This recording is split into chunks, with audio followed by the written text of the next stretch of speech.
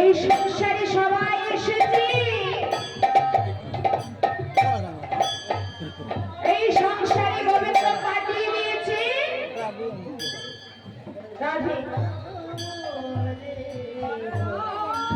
পাঠিয়ে দিয়েছেন। সংসারে এসেছি, এসে মোহমায়া জালে এমন ভাবে আবদ্ধ হয়েছি, যিনি আমাদেরকে পাঠিয়ে দিয়েছে ওনার কথাই বলে গেলাম। স্ত্রী পুত্র পরিজনা সবাইকে নিয়ে হলাম ব্যস্ত।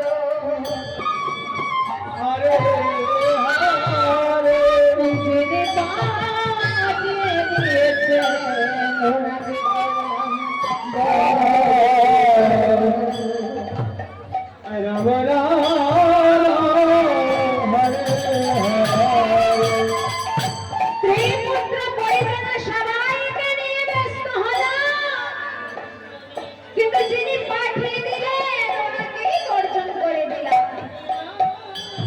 ভগবান বলেছেন আমি হতে আমার নামে বড়,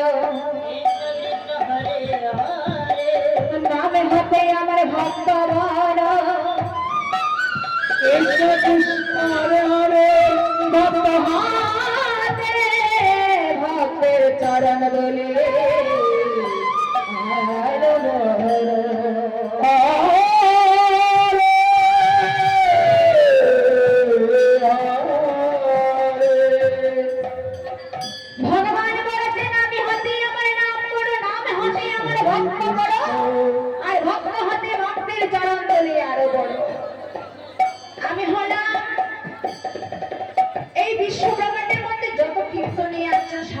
ছোট কনিষ্ঠ, না আছে শাস্ত্র সম্বন্ধে জ্ঞান, না জানি কীর্তন সম্বন্ধে কোনো কিছু।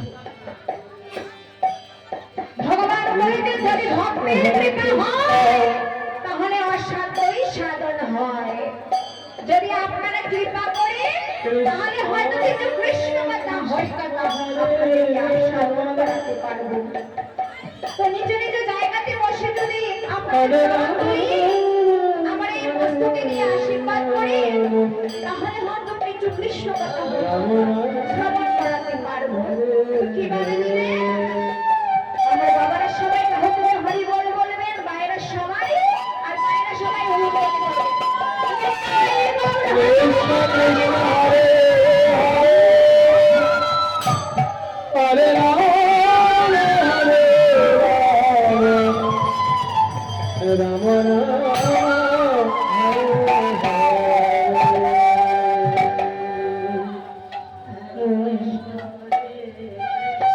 কৃষ্ণ চরণ ভজব বলে